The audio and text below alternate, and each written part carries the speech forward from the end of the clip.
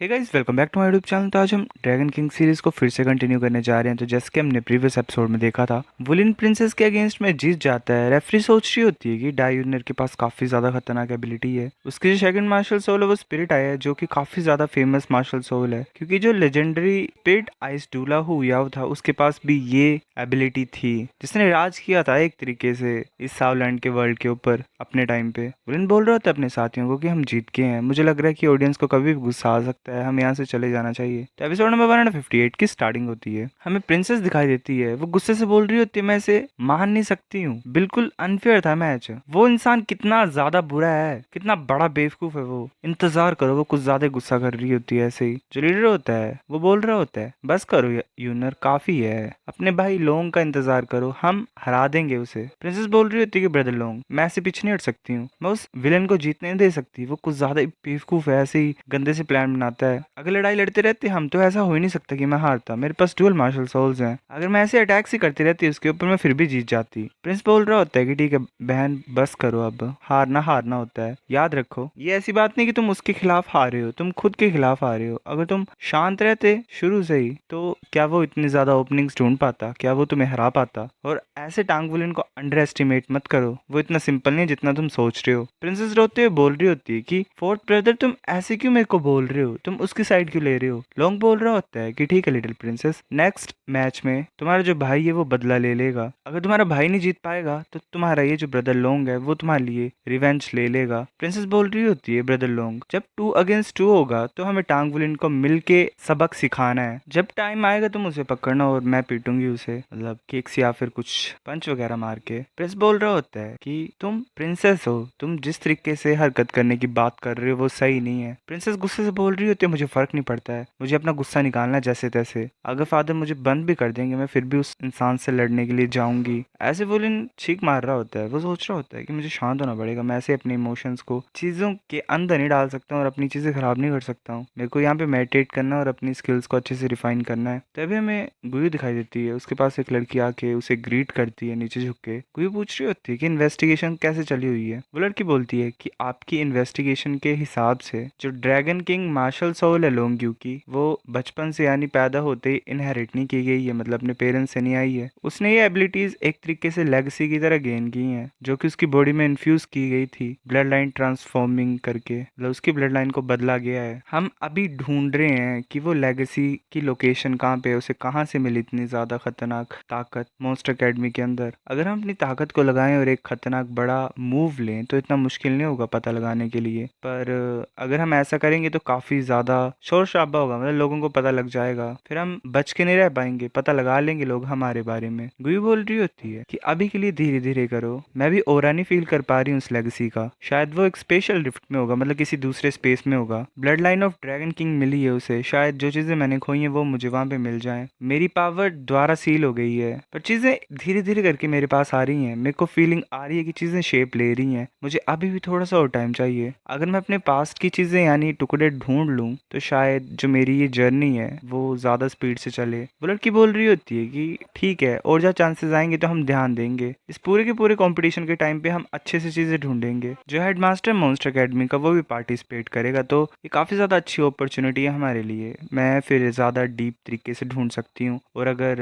मतलब मुझे कुछ पता लगा तो मैं अच्छे से ढूंढूंगी। गुयू बोल रही होती है कि ठीक है जाओ अब तुम। गुयू फिर ऐसे ही मतलब कुछ सोच रही होती है। हमें फिर आइलैंड ऑफ सी गॉड का सीन दिखाया जाता है। वहां पे हमें नाना भी दिखाई देती है जो कि बैठी होती है। वो सोच रही होती है कि मैं सच में स्टारी एम्पायर में जाना चाहती थी अपने भाई के साथ। उसने प्रॉमिस किया कि वो मेरे भाई को चोट नहीं पहुंचाएगी तब तक वो दिन नहीं आता है। तो शायद एक गुयू के बारे में सोच रही होती है। अगर ऐसा नहीं होता, मतलब मैं ताकत गेन करने की कोशिश कर रही हूँ ताकि मैं उसको ऐसे दबा के रख पाऊँ, अगर ऐसा नहीं होता तो मैं डेफिनेटली अपने भाई के साथ जाती। ब्रदर तुम्हें सेफ आना पड़ना वापस, मैं तुम्हें काफी ज्यादा याद कर रही हूँ। फिर हमें स्टारलू एम्पायर के स्टारलू सिटी का सीन दिखाया जाता है। वहाँ पे लोग बोल रहे होते हैं कि आज राउंड ऑफ 16 है, 16-8, तुम एक्स्ट्रा टिकट्स खरीदना चाहते हो। मतलब ऐसे ही टिकट्स की बात हो रही होती है। दूसरा बोल रहा होता है तुम सोच रहे हो मैं बेवकूफ हूँ, इस ईयर का कंपटीशन कुछ ज्यादा कमाल का है, मैं ऐसे ही अपनी टिकट्स को नहीं बेचूंगा चाहे कुछ भी हो। जो रेफरी होती है वो ऐसे घूम रही होती है, मतलब वुलिन के पीछे चली होती है। शायद वो सोच रहा होता है कि वुलिन ये ऐसे कैसे मतलब घूम रहा है, मेटल शॉप्स की तरफ चला हुआ है। जो राउंड 16-8 है वो कल है, इसके पास अभी भी टाइम है इस चीजें करने का। वहां पे वुलिन शायद टांग सेक्ट में जाता है। वो सोच रहा होता है जो मेरा फाइटर बैज है वो वाइब्रेट कर रहा है ऐसे ही, मेरे पास कुछ आइडिया नहीं कि यहाँ पे क्या चल रहा है तो मुझे चेक करना पड़ेगा। एक इंसान आके बोलता है कि तुम्हारा नाम बाइसान है। वो इंसान उसे ग्रीट करता है। वो जो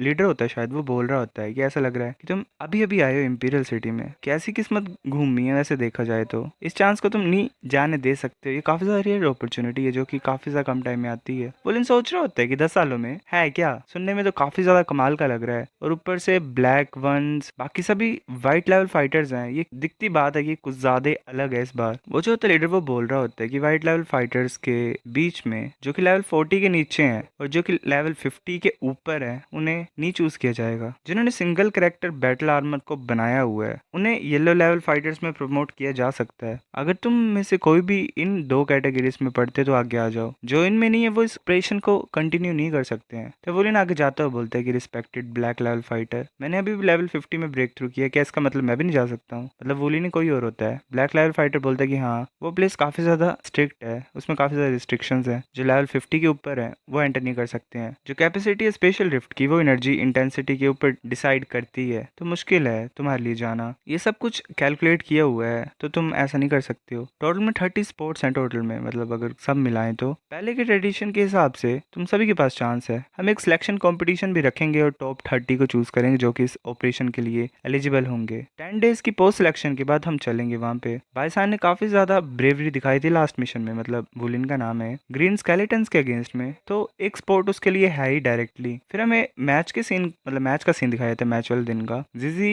यूएनएन के पास आके बोल रहा होता है कि तुम क्या बोलते हो यूएनएन, क्या हम डिस्कस कर सकते हैं कुछ चीज को? अगर मैं इस मैच को जीत जाऊंगा तो क्या तुम मेरी गर्लफ्रेंड बनोगी? यूएनएन बोलते है कि नहीं। वो वहां से चल पड़ती है गुस्से से और बोल रही होती है ऐसे मैं मान नहीं रही हूँ तुम्हारी बात को, पर अगर तुम खुद ब खुद इस मैच को हारे ना तो तुम्हारे लिए कोई चांस ही नहीं होगा फ्यूचर में, ये मैं तुम्हें बता देती हूँ। जिजी बोल रहा होता है तो इसका मतलब अगर मैं अपने ओपोनेंट को हरा दूंगा तो थोड़ा बहुत चांस होगा, है ना? ऐसे कुछ ज्यादा खुश होता है। फिर हमें मैच का सीन दिखाई देता है। वुलिन पहुंच जाता है स्टेज पे और उसके सामने एक ओपोनेंट होता है। प्रेस बोल रहा होता है उसे कि ऐसा लग रहा है कि तुम्हारा जो ओपोनेंट है वो ज्यादा खुश नहीं तुमसे, तुम बात क्यों नहीं करते, तुम कुछ ही वर्ड्स की बोलते, तुम मर जाओगे क्या? ऐसा बोल के वो ऐसे बोल रहा होता है, पावर एबिलिटी, मतलब पता नहीं क्या ही बोल रहा होता है। रेफरी बोलती है कि सभी तुम्हारा वेलकम करते हैं मैं आज की कंपटीशन के लिए। आज हम टॉप 8 रिवील करेंगे, वो स्ट्रॉन्गेस्ट होंगे इस नई जनरेशन के। पहला मैच काफी ज्यादा कमाल का होने वाला है। ये एक एजिलिटी टाइप साउल मास्टर का मैच है जो कि शोक अकेडमी का है। काफी ज्यादा खतरनाक कॉम्पिटिटर है जीजी। और अगर रही बात मॉन्स्टर अकेडमी के इंसान की तो हमारे सामने लिन सान है जिसे विंड किंग भी बोला जाता है। प्लीज दोनों आ जाओ सामने। दोनों एक दूसरे के सामने होते हैं। जी सोच रहे होते हैं फाइट काफी ज्यादा खतरनाक होने वाली है। लिन सान का ऑरा कुछ शांत है, ऐसा लग रहा है कि खुद हवा है। फीलिंग ही नहीं आ रही कि यहाँ पे है भी प्रेजेंट की नहीं। मैं एक शिफ्ट मतलब Swift attack type Saul master हूँ तो मुझे फीलिंग आ रही है कि वो इंसान काफी ज्यादा खतरनाक है और वेल मैं भी ठीक लेवल पे हूँ। यूएनएन सोच रही होती है कि हाँ जिजी काफी ज्यादा ताकतवर बन चुका है, ये मैच काफी ज्यादा खतरनाक होने वाला है, एक तरीके से चैलेंज है इसके लिए। उस टाइम पे जब मैंने इसे हराया था तो ऐसे ही बिना एफर्ट्स के मैंने इसे हरा दिया था, पर अगर रियलिटी की बात करें पर मैंने अपनी सारी स्ट्रेंथ लगाई थी उसे हराने के लिए। कहने की बात नहीं थी कि मैं ऐसे जीत गई थी। अगर टैंक टैंक की बात करें जो पहले हमने लड़ाई लड़ी तो उसमें तो मैं ऐसे ही एडवांटेज की वजह से जीत गई क्योंकि मेरे पास ट्विन मार्शल सोल थी और उसको पता नहीं था। जो विंड किंग है ये लिंसान, ये क्लियरली टैंक टैंक से स्ट्रॉन्ग है, क्या जीजी से हैंडल कर पाएगा? फिर ऐसे मैच शुरू हो जाता है। जीजी अपने डैगर्स को लेके आगे की तरफ जा रहा होता है और जो लिंसान होता है वो भी अपनी साउल रिंग्स को एक्टिवेट करके आ रहा होता है। उसके पास 2 ब्लैक रिंग्स होती हैं और 3 पर्पल रिंग्स होती हैं। रेफरी बोल रही होती है कि दोनों ने अपने फैंटम शेडो को निकाल दिया, मतलब जल्दी से अटैक करने के लिए जा रहे होते हैं। जीजी के कंधे के ऊपर चोट लगती है, वो एक दूसरे के बिल्कुल सामने होते हैं। रेफरी बोल रही होती है अगर स्पीड ओपोनेंट के सामने रुक जाए तो वेल चीजें खराब हो सकती हैं। देखा जाए तो लिंसान के पास अपर हैंड है, मतलब वो अभी आगे चला हुआ है। अजाइल अटैक साउल मास्टर्स का यही सीन होता है कि जो पहले अटैक करेगा वो जल्दी अटैक करेगा वो जीतेगा। जीजी के ऊपर एटलीस्ट 6 घाव हैं अभी, मतलब 6 चोटें लगी हुई हैं उसे। ऐसे तो सब थोड़ी बहुत है